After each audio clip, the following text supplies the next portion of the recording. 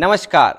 प्रजापिता ब्रह्मा कुमारी ईश्वरीय विश्वविद्यालय आज ज्ञान मंथन स्टूडियो आया हुआ है बुटवल, जो नेपाल में है। और यहाँ पर बहुत ही विहंग मार्ग की सेवा हो रही है। और यहाँ के जो कर्णधार हैं आदरणीय कमला दीदी, जो यहाँ की पूरा संचालिका हैं, सब जोन इंचार्ज हैं। 45 सेंटर हैं और 200 से लगभग गीता पाठशालाएं हैं नेपाल इस स्थान पर। तो उसकी पूरी जानकारी, यहाँ की सेवाओं की जानकारी और खुद की जीवन गाथा लेकर आ रहे हैं हमारे आदरणीय नरेंद्र भाई जी, जो पिछले 40 सालों से ब्रह्मा कुमारी से जुड़े हुए हैं और काफ़ी लंबे समय से समर्पित रूप से अपनी सेवाएं दे रहे हैं और निर्विघ्न इस यज्ञ को संभाले हुए हैं। ऐसे प्रतिभावान व्यक्तित्व आज हम आपको मिलवाते हैं नरेंद्र भाई जी से। नरेंद्र भाई, ओम शांति। ओम शांति।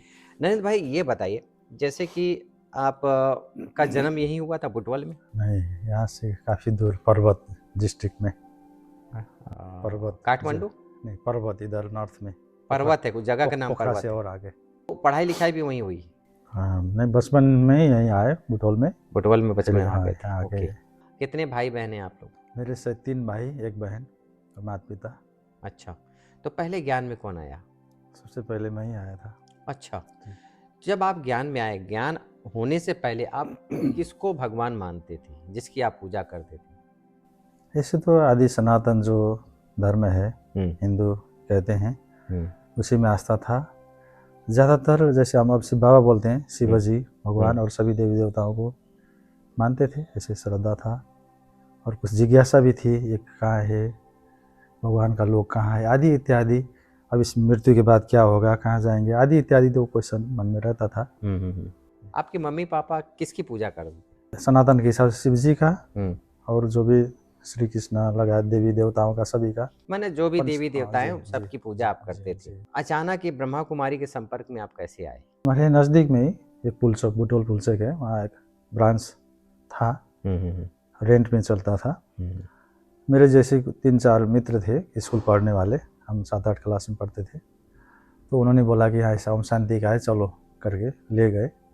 तो फिर सुना, देखा श्वेत वस्त्रधारी दीदी लोग को, बहनों को, फिर वहाँ का सब वातावरण, मेडिटेशन बैठे जाते ही तो कुछ ज्ञान भी सुना।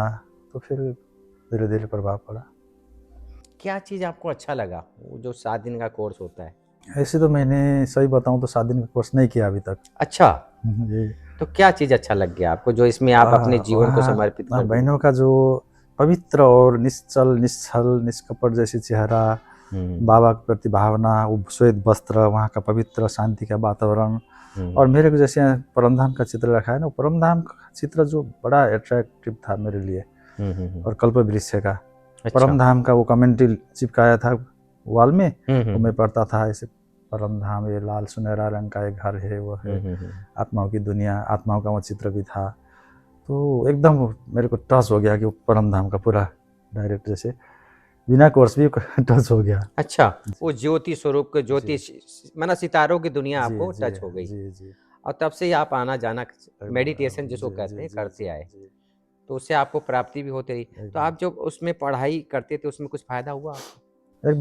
एकदम मन शांत होना। कोई अपने मित्र होते हैं ना, साथी लोग स्कूल में पढ़ने वाले, वो श्रृंखल भी होते हैं, इधर उधर दाएं बाएं उल्टा काम भी करते हैं, दुख देना, ये करना, तोड़ना, क्या करना।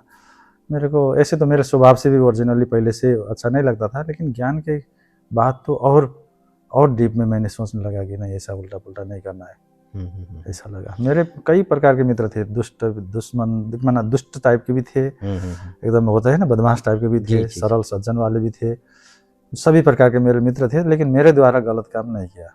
अच्छा, क्योंकि आप इससे जुड़े हुए थे ब्रह्मा को, क्योंकि 13 साल 15 साल उम्र जो है बहुत छोटी होती है। और उस उम्र में ही आप एक ब्रह्मा कुमारी से जुड़ गए और अपने जीवन को एक सही राह पे दिखाए, जिसके कारण आप संगत से बच गए, मैं समझता हूँ, है ना। और आप जहाँ थे वहाँ कोई गलत संगत आपके सामने कोई भी ऐसा कर्तव्य नहीं करता होगा जो अकर्तव्य कहलाता हो। मेरे नज़दीक कोई वैसे कोई होते ना, डरते थे, थोड़ा संकोच करते थे कोई गलत काम करना। नहीं, ये नारायण है, ऐसा नहीं करना चाहिए, भी साथ में है, ऐसा थोड़ा उनको कुछ ना कुछ तो भय होता था। जी। तो जब आपको ये पता चला कि हम अपने जीवन को डिसाइड कर रहे हैं कि पूरा जीवन हमको ब्रह्मा कुमारी से जुड़ के रहना है, समर्पित भाव से जीना है, तो ये डिसाइड इतना जो बहुत बड़ा एक डिसीजन होता है अपने जीवन को समर्पित करना और भी ईश्वर के कार्य में। तो ये कैसे आपने निर्णय लिया इतनी, और माँ-बाप ने छुट्टी दे दिया, भाई-बहनों ने छुट्टी दिया? उससे मैंने स्कूल पढ़ता था तो सेंटर में आना-जाना ये होता था। फिर धीरे-धीरे मैंने रेगुलर तो क्लास नहीं किया बाद में, कुछ समय के बाद। फिर भी क्लास आना-जाना ये चलता रहा। फिर कॉलेज में पढ़ने लगा। कॉलेज पढ़ते-पढ़ते भी सेंटर में आना-जाना ये मेरा वो छाप था एकदम पवित्र खान-पान हर एक दृष्टिकोण से मैं अच्छा ही रीति से मैं चलता था। फिर भी मैंने बताया ना कई प्रकार के मित्र थे, कैंटीन में जाते थे, होटल में जाते थे, वो क्या-क्या खाते थे। मैं ऐसे कोल्ड ड्रिंक्स टाइप का कुछ लेते थे, बाहर जाके फ्रूट लेते थे। उन लोगों को भी एकदम कैसा लगता था अजीब और अच्छे खुश भी हो जाते थे मेरे से, मेरे संपर्क में उनको एकदम आनंद आता था कई प्रकार के। और फिर उसी समय मैंने कैंपस पढ़ते-पढ़ते एक स्टीम नूडल का और ट्रस्ट वगैरह ये बनाने का उद्योग भी खोल लिया था। वो चलाना शुरू किया। फिर धीरे-धीरे यहाँ के दीदी लोग घर में भी जाती थी, हम भी आते थे। भाई समय अंतिम है, कम है, विस्तार नहीं करना है ये वो सारा। तो फिर मैंने सोच लिया कि वो बेच दिया। तो हमारे गुप्ता भाई साहब थे बनारस के, सुरेंद्र दीदी जी, हमारी परिणीता दीदी जी और हमारी कमला दीदी जी, ये सब से प्रेरणा मिलती थी। अब भाई लोग कुमार लोग सेंटर में आएंगे तो सेवा ज़्यादा होगी, इसीलिए थोड़ा प्रेरणा उन लोगों से मिला। तो मैंने संकल्प किया। पहले तो सोचता था कि मैं 40 साल का जब उम्र मेरा हो पहुँचेगा उसके बाद सारा छोड़ के फिर सेंटर में आऊँगा, सेवा करूँगा, एकदम तेज़ी से लगूँगा। तब तक कुछ पैसा कमा हाँ, लें। तो तब तक पैसा कमाऊँगा, नाम बड़ा करूँगा, कुछ करूँगा समाज में ना, छोटा-मोटा नहीं बड़ा ही कुछ करूँगा। तब उसके बाद ही मैं फिर सेंटर में आऊँगा, ऐसा सोचा था। लेकिन फिर अचानक मधुबन का निमंत्रण मिला।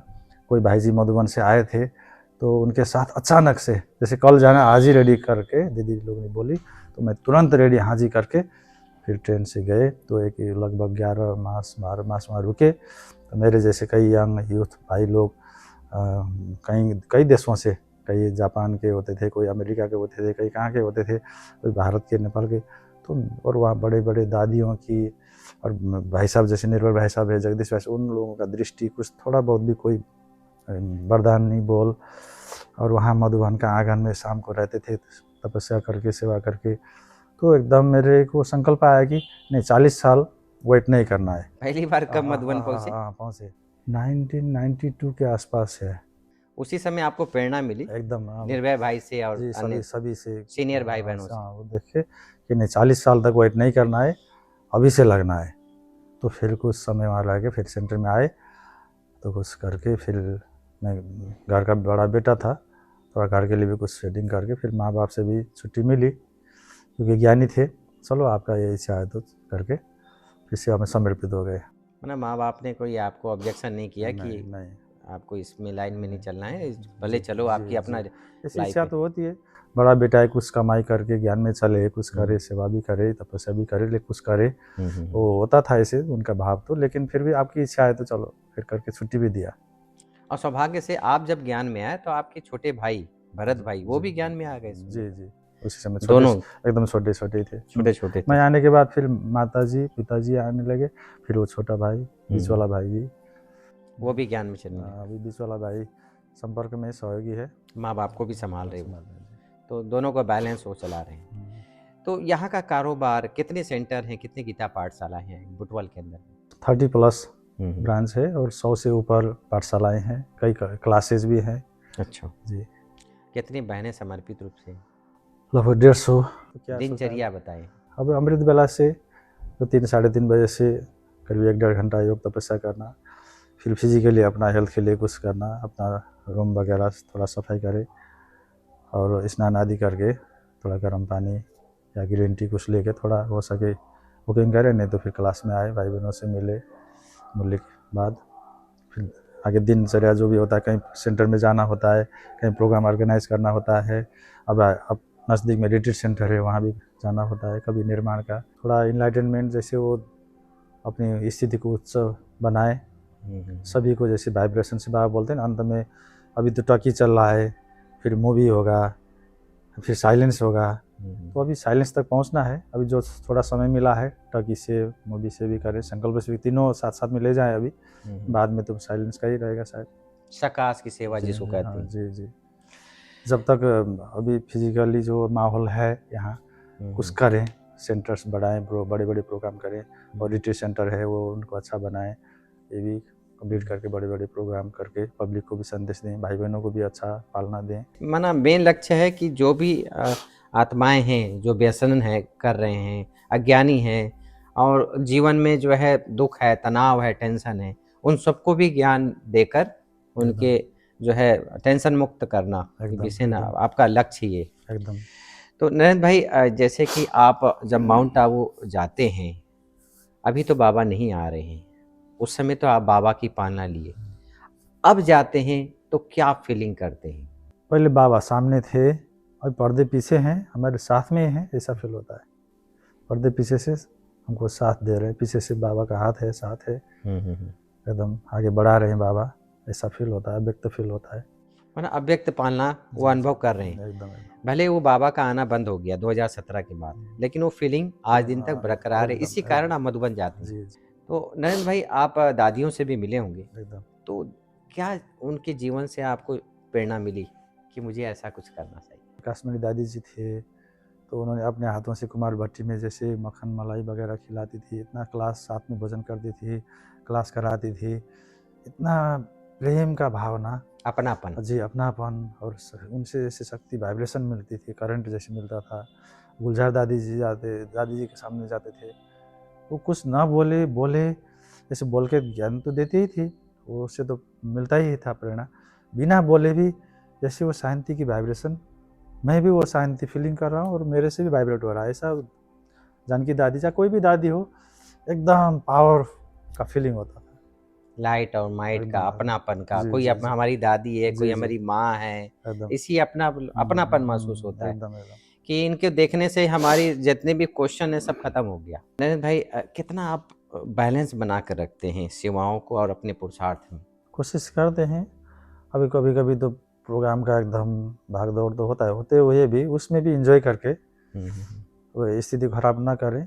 अभी सभी को कोई डायरेक्शन देना होता है, कभी खुद लगना पड़ता है, सबको जुटाना पड़ता है, जो खुद भी लगना पड़ता है, फिर भी उतना तनाव नहीं लेते हम, शायद जैसी भी हो, मस्त एंजॉय करते हुए एकदम पावर के साथ करते हैं। आप कमला दीदी के साथ रहे हैं, पनीता दीदी के साथ रहे हैं, इनका सानिध्य, इनका साथ कितना मिलता है आपको? मिलता है, साथ में ही तो है, साथ में मनु के साथ में रह के करते हैं। एकदम पनीता दीदी भी जैसे हमारा केंद्रीय मीटिंग होता है, कोई प्रोग्राम बड़े होते हैं, साथ में दीदी बुलाती है, मीटिंग करते हैं, एकदम एक ही घर के फैमिली, वो तो एकदम अलौकिक परिवार। बाला का मालिकपन का बैलेंस बनाकर चलते हैं, जो बड़ों की याद किया और अपना जो राय सलाह देना होता है आप दे। बालक से मालिक जी, मालिक से बालक। तो नरेंद्र भाई जी, जिस प्रकार से आपका खुद का पुरुषार्थ भी है और लोगों की दुआएं भी हैं, जो कहते हैं दुआ व्यक्ति को आगे बढ़ाता है, तो नरेंद्र भाई जी, जैसे कि जब आप इस राह पे निकल गए, आपका लक्ष्य क्या है? संपूर्णता प्राप्त करें, बाप समान बने, बाप ने जैसे चलते फिरते भी अपने उपस्थिति से, दृष्टि से, बोल से पूरा पावर दिया बच्चों को, हम लोग को, उस समय दादियों को, बड़े भाई साहबों को, उसी तरह उनको ही फॉलो करके वो समान बने, बाप दादा समान बने, मम्मा समान बने, दादियों की जैसी उच्च स्थिति हो, हमारी उपस्थिति से ही सबको शांति मिले, खुशी मिले, एनर्जी मिले, कोई तनाव हो, डिप्रेशन हो, जैसे सूर्य का प्रकाश पड़ते ही बादल फट जाता है, उसी तरह ऐसा हमारा उपस्थिति से, प्रेजेंट से वैसा हो, ऐसा हमको लगता है, ऐसा होना चाहिए।